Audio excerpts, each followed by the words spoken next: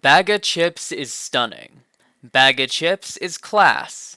Baga Chipz is sexy. She takes it up the shh. Hello, and welcome to RuPaul's Drag Race Rejudged, where today I will be taking a look at the rise and fall of Baga Chipz, a queen who has had one of the most tumultuous relationships with the fanbase we have ever seen. Baga's story begins on RuPaul's Drag Race UK Season 1 in the Episode 1 Runway Challenge. Baga is definitely a comedy queen based off her entrance look, and her entrance line and behavior generally supports that. However, for the Runway Challenge, she places in the top, which normally would be a very good thing to do for your first ever episode. This comes at a massive cost for Baga, as it is viewed as rigged that she ended up in the top, as in most people's opinions, almost everyone did better than her, especially Blue Hydrangea. If you look at the looks on the screen here, the left two are Baga, the right two are Blue. Blue absolutely blows Baga out of the water and places safe. This is not a great note to start on, as receiving positive favoritism from the judges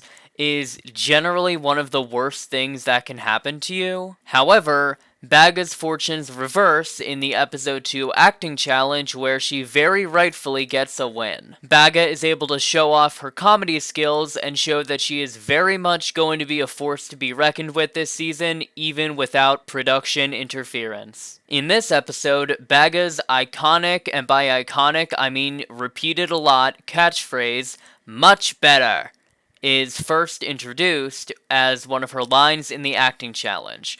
I'm sure that this is not a phrase that will be beaten to death by Baga. Baga's fortunes yet again reverse in the episode 3 design challenge, where she is inexplicably saved from even being low. In this episode, Baga places safe somehow. This runway is absolutely atrocious.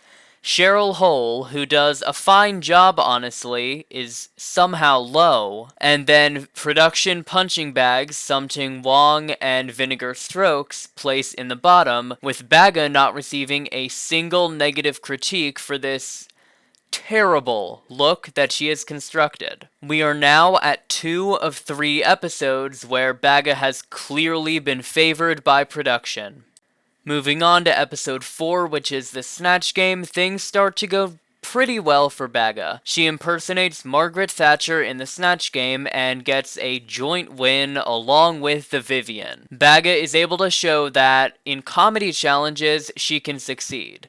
However, we still haven't really seen her do well outside of that. Additionally, Baga's win here is completely overshadowed by the fact that while she did win, she was second best in the Snatch Game after the other winner, the Vivian. In the episode 5 Girl Groups challenge, the best thing that ever could have happened to her happens when she places on a team with Blue Hydrangea and Divina DeCampo. On October 31st, 2019, the Frock Destroyers released their single Break Up Bye Bye as performed on RuPaul's Drag Race UK. The song is met with support not just from fans of the show, but also the British public, and it peaks at number 35 on the UK singles chart and number 10 on the official Big Top 10. Forming the Frock Destroyers in this challenge is one of the greatest things for the careers of Baga, Blue, and Divina, but we will touch on that a bit more later in the video. The episode 6 advertising challenge does not really go well for Baga.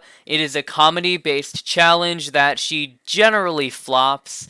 While I don't necessarily believe she deserved to be in the bottom here, a lot of people did, and being saved from the bottom is never a good thing in the fanbase's eyes, because once again, they will think production is favoring you, which in this case, they definitely were. Making the situation even worse for Baga is the fact that the queen whose safe spot she allegedly stole is Blue Hydrangea, fellow Frock Destroyer and fan favorite of the season, and ultimately Blue is eliminated here. In episode 7, the final challenge of the season, which is the makeover, she flops. Baga's makeover is really, really bad. The hair doesn't match at all. The makeup is not good. The outfits are not good. It's just an overall weak showing.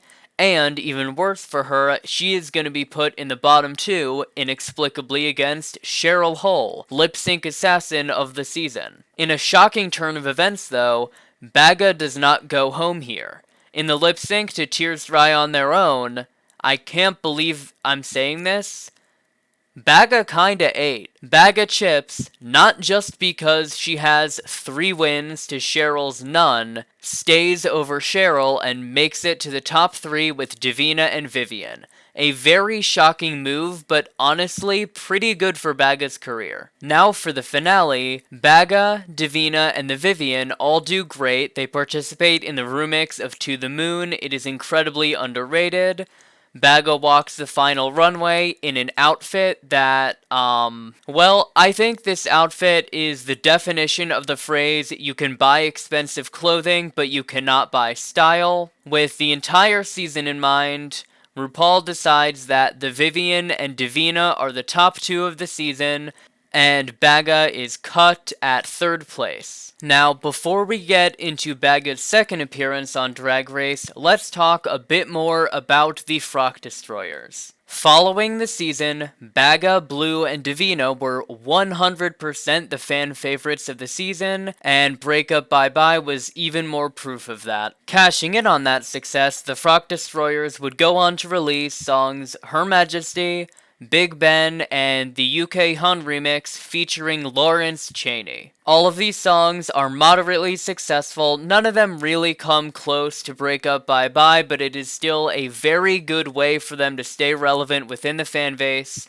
going into UK versus the world. Speaking of UK versus the world, Baga, Blue Hydrangea, and Cheryl Hole, all from UK Season 1, are tasked with representing the UK on this season. A few more queens that should probably be brought into focus here are Jimbo from Canada Season 1, Jujubee from All Stars 5, Mo Hart from All Stars 4, and Pangina Heels from Thailand. So, the first episode is the talent show.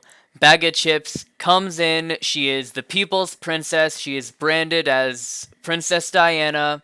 Really weird choice. However, the even weirder choice is Baga's talent show performance, where she chooses to sing her song, Much Better, live. I don't know how popular this phrase was when the season aired, but it is not popular enough to brand your entire persona around it. Blue Hydrangea participates in the talent show. She gives a very, very original cheerleader performance, and Cheryl Hole lip syncs to an original track. Very original idea. The episode is judged, and Baga and Blue both end up as high, with Jimbo and Pangina winning. Blue's high is universally agreed with, while Baga's high is incredibly controversial, as the vast majority of people thought she didn't deserve it. We are already off to a very unfortunate start. So next up is the ball, where Baga perplexes me. See, normally, over time, people's sewing skills get better.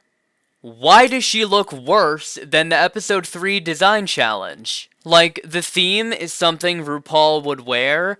Neither Baga, Cheryl, or Jujubee did well here, but I think RuPaul is the least likely to wear this out of all of these outfits. Inexplicably, though, Baga places safe yet again for a design challenge, somehow achieving the record of never being in the bottom for a design challenge, no matter how atrocious her outfits were. Baga being saved for this challenge, blatantly saved, is probably one of the worst things that could have happened to her, because it is now fully clear for everyone that she is being pushed by production, and it's just not landing as well as it did before. The favoritism of Baga was not landing well before either. UDOT did a video on this, and yeah, Baga was heavily favored on Season 1, but now it is on full display. Next up is the Rusical, and this is the episode where Baga's fan support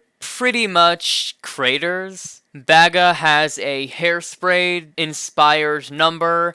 She did not want this number, she wanted Liza Minnelli. However, she did not get Liza Minnelli and then proceeded to complain for the entire episode, completely dragging her own reputation through the mud. I do kind of feel bad for her here. Her performance really wasn't that bad. However, it was her attitude, and you can tell that everyone around her was getting very, very annoyed by it. A lot of people called her out, both outside the show and within the season itself. But in this episode, Jimbo, arguably the funniest person on the cast, is eliminated, leaving Baga as the sole Snatch Game winner left in the season. This is very good for her, as up for Snatch Game, she plays Kathy Bates as Annie Wilkes in Misery. She is absolutely incredible. This is her strongest performance across all of her seasons. She absolutely knocked it out of the park. I think it really helped her to have that copy of Guru, because a lot of jokes focused around that. For the runway, it's not the best thing ever, but she's definitely shown some growth. Baga is announced as top 2 for the week, along with Blue Hydrangea. Both of them, in an attempt to avenge Jimbo and push their own storylines forward, choose to eliminate Pangina. The Queen's lip sync, and Baga lives up to her name of Baga Chipz and stays incredibly crunchy. She gave, in this performance, the most drunk ant energy I have ever seen. It is the better of her 2 lip syncs this season somehow, but I don't know how that's possible because this is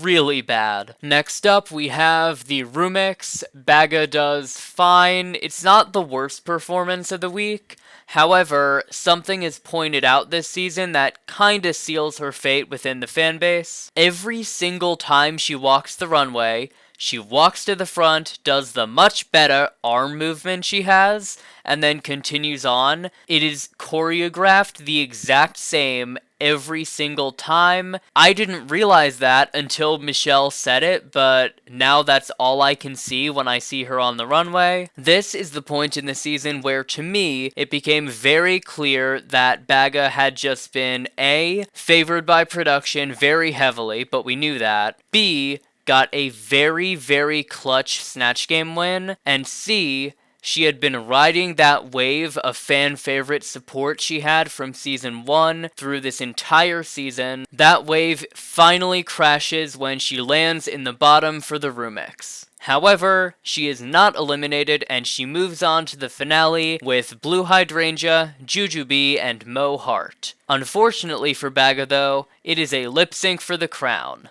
Baga walks the final runway. She is the clear worst of the final 4. Even though Jujubee had on this season some of the worst fashion she's ever given, it is still somehow better than Baga. I don't know what this look was. However, we are here to talk about her lip sync to Domino by Jessie J against Mo Hart. This is terrible.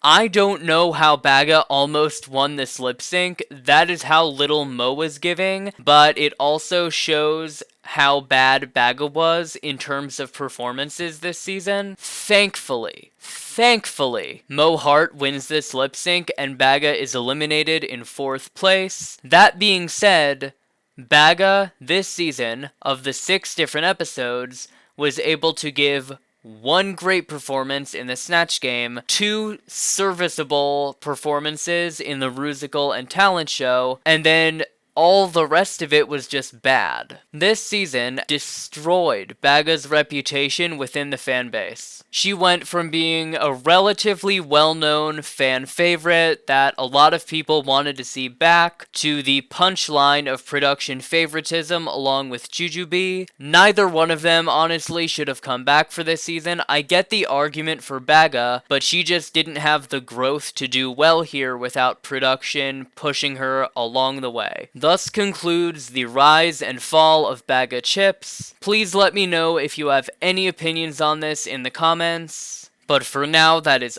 all I have for you. Hey, it's Drag Race Rejudged. Do you want gay shit? Well then check out the RuPaul's Drag Race Rejudged YouTube channel and hit subscribe.